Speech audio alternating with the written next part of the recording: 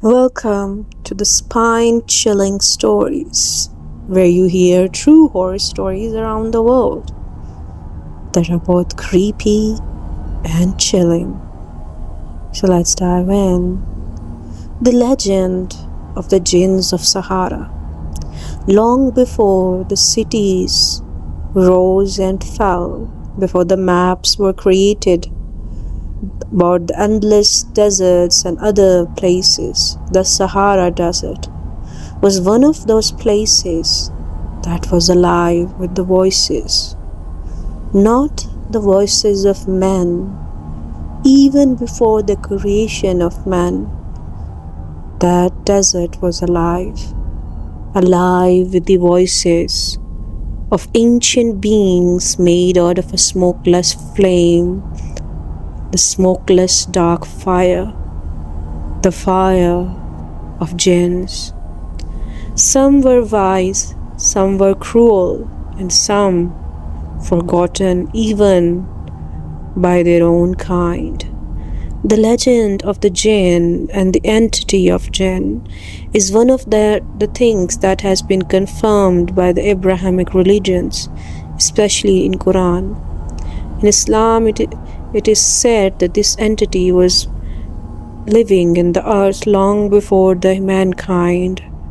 The different types of jinns. Some live on the seas, on the waters, some on the air, and some in the deserts and empty places.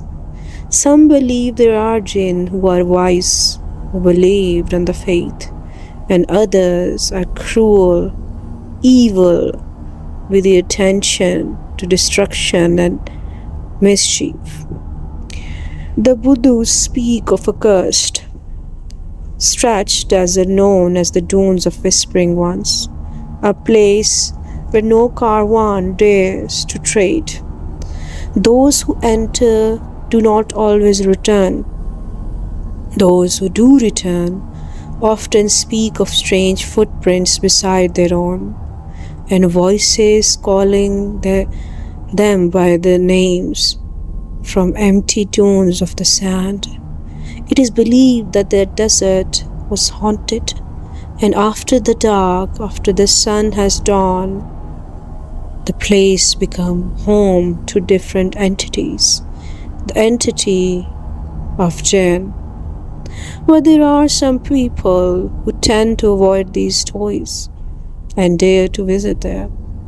In the recent events, here are some stories of a people wandering in the Sahara desert that is cursed by jinn. A caravan of traders led by an ambitious man named Hassan set out across the central Algerian Sahara. Ignoring the old warnings of local people, they veered off to unknown routes, hoping to cut days off their journey by passing near the ruins of Bir al-Safr, an ancient oasis rumored to be cursed. On the third night, around a small campfire, an old guide named Malik spoke. There are places in this desert where the sand itself remembers names. If the jinn know your name, they will call you, and if you answer, you belong to them. But Hassan, greedy for the riches and the treasure that is been in the bottom of the sand domes and that has been hidden in the desert, laughed off the warning, thinking it was just the stories, bedtime stories to scare off the children. As they approached the place, the wind changed. It came suddenly, howling like voices, shrieking through broken bones, as if there was some kind of entities in the wind that were calling, and those voices were shaking the bones of the people of caravan.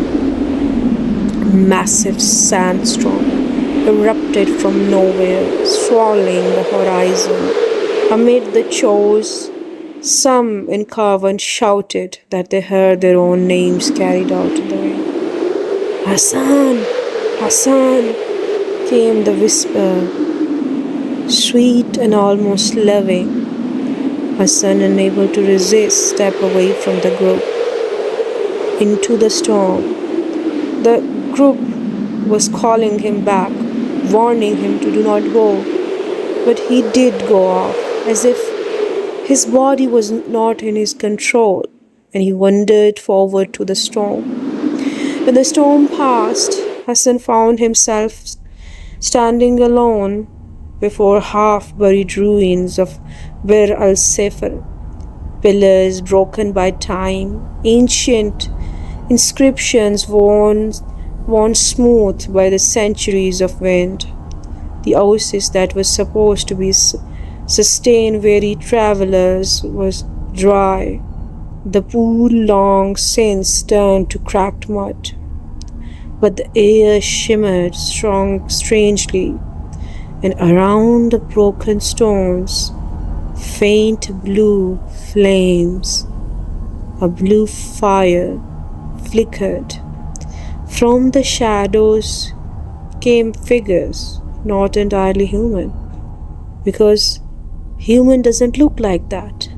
Their forms shifting like smoke. They smiled with too many teeth, horrifying. The black smoke. They were covered with the black robes type of smoke, horns on the head, and hooves for the feet. Welcome, Hassan. We have waited for you, the entity said.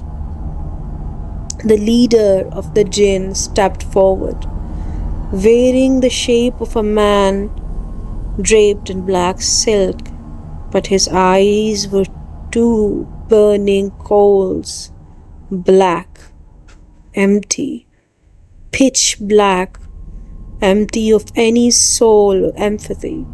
He offered Hassan a bargain, gold beyond imagining, or wisdom lost to mankind. Choose, but all choices carry a price that you had to pay. Hassan, blinded by greed, demanded the gold. The jinn laughed, and terrible sound like wind scraping across the road. And suddenly, the ruins were filled with chests of treasure. Glittering beneath the moonlight, Hassan fell to his knees, grasping for the coins, only to find they crumbled into the dust in his hands. The jinn had tricked him. The true treasure was the knowledge of escape, which he had rejected. Terrified now, Hassan screamed, but his voice was lost in the endless expanse of the tomb. The jinn's forms unrevealed into the smoke, circling him like vultures, made out of ash and flame, terrifying, haunted faces.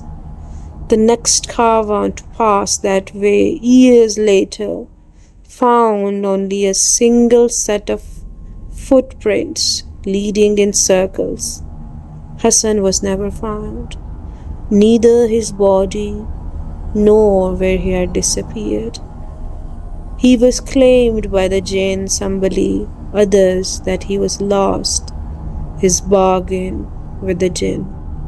Some Buddhians still say if you wander near this place on moonless night, you might hear the wind call a name that isn't yours, but you will feel compelled to answer it, all the same, as if your body has no control. Then you are being controlled by something unseen. And if you do, you will join the jinns forever, lost to the world of peace or anything, and into the world of sins and despair. You will lost your soul. Till this day, The story Hassan is told that night by the elders to restless children, and always the same ending. Do not speak your name to the wind. Not everything that calls for you wishes you well. To this day, the Buddhian people, the nomads of the Sahara Desert, always warn the travelers and the other visitors to not go after the dawn. It is the legend that they believe that this place is cursed, and those who dare enter it never return alive. You will be haunted for life. For more stories like this, please subscribe to this channel and keep watching the spine-chilling stories.